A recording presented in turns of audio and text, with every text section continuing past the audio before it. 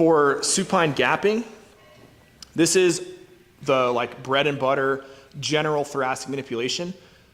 And it's probably the most common manipulation. It's probably the safest manipulation. But I still see people doing this, not wrong, but like way more inefficient than it needs to be. So there's lots of really easy tricks to just make it super seamless and easy and relatively comfortable. So the first thing is you want a nice big hug. Always make sure that their elbows are at least stacked over each other. So it's okay, it doesn't matter which one is, you know, on top or whatever, that doesn't matter. But if, let's say you have someone who's really, really thin, and like even for her, see how her elbows are way past each other? You need to have some fulcrum to push through. So I'll have them hold a pillow sometimes.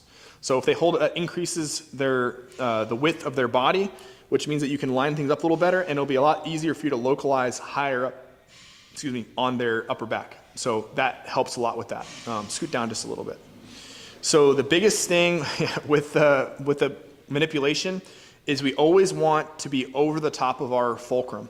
So what I see people do wrong all the time is they'll do a thoracic manip and let's say their hand is here, their force isn't even over the top of their fulcrum yet, and they're trying to force it through this way.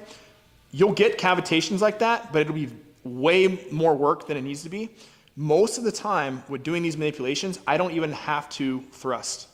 I literally just use my body weight, everything's nice and tight, and as soon as I roll over, we get cavitation.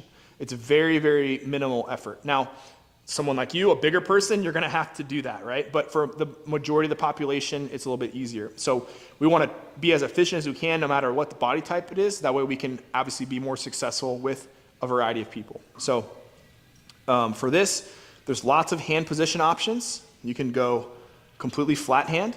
You can do a pistol grip like this, so here, or you can do this, okay? So what I do, the two most common ones that I will do is here. Spinous process is gonna go between my fingers. My thrust point is gonna be my thenar eminence, and so this is on one of the transverse process, other transverse process, right? Spinous process. Now, depending on the size of your hand and depending on the person, you might have to adjust. For smaller people, even like teenagers or really small people, I'll just do this because I have to, this is too wide of a space, then I'm on their ribs. And if you do a manipulation on someone's ribs, it's gonna be very uncomfortable. You have big hands, you're a big person, you might find that doing an open flat hand or doing this is the best way to do the majority of the population. For someone like her, because she's relatively small and she doesn't have a lot of soft tissue, open hand is gonna be more than enough to get the job done. I'll just do a very slight kind of cupping arch and everything goes, so my fulcrums are essentially gonna be here and right through there, okay? So, hand just cramped. So what I'll do is I'll roll her over, I'll palpate, I'll get on the segment that I want. I'm going to do a pre-hug. So I'm gonna literally pre-tension down and I'll use my arm. So I'm gonna go like, if you can push through this. The problem is that this doesn't give you a lot of control. This gives me a lot of control. And if I keep her nice and compressed, she's gonna feel like she can actually relax. So I'm gonna compress, I'm gonna roll her over my fulcrum, and that's all I have to do. Over my fulcrum, that's all I have to do. So very, very, very minimal effort. And that's without even doing, it's just doing a flat hand, okay? So the key is finding, if my segment is here, I need to make sure that my fulcrum, or my weight is right over my fulcrum. So here I'm too far below, here I'm too high. So what I do is I will start at the bottom, I'll roll, now I'm over my fulcrum, that's where I would do my thrust, right? So essentially we want all of our weight to be right over the top here, then we thrust. If we're too high, we're pushing through nothing. If we're too low, we're pushing through nothing, right? And again, if you push hard enough, you could be successful whether your fulcrum's lined up or not, but it's gonna require a lot more force to do that. So, make sense? And efficiency.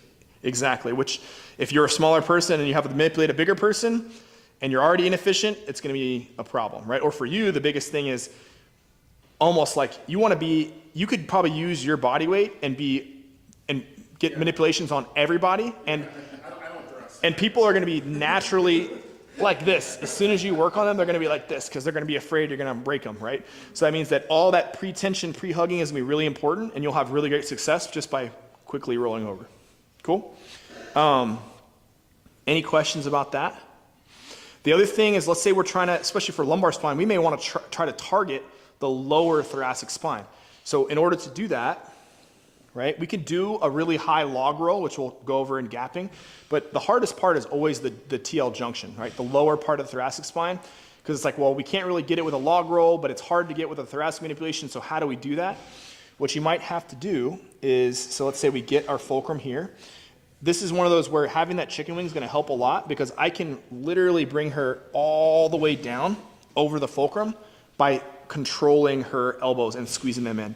And you've also probably seen people do the like head tilt, right, where they'll lift your head and they'll go like this. So you can do that as well, where you're bringing them up. That way you're raising their whole body over your fulcrum. That's an option as well. I've found good success. Well, the hard part is once you hold their head, then you lose control here. And it also requires like a lot of body contact with your belly, and it just gets kind of weird in some cases. So I prefer to try to control everything with just my, just holding her elbows. Because I can push her elbows down to where they're almost like below her rib cage, which is essentially where we want to be for the manipulation. So it's all about the setup and the elbow control. That's going to save you a ton of hassle. So, cool?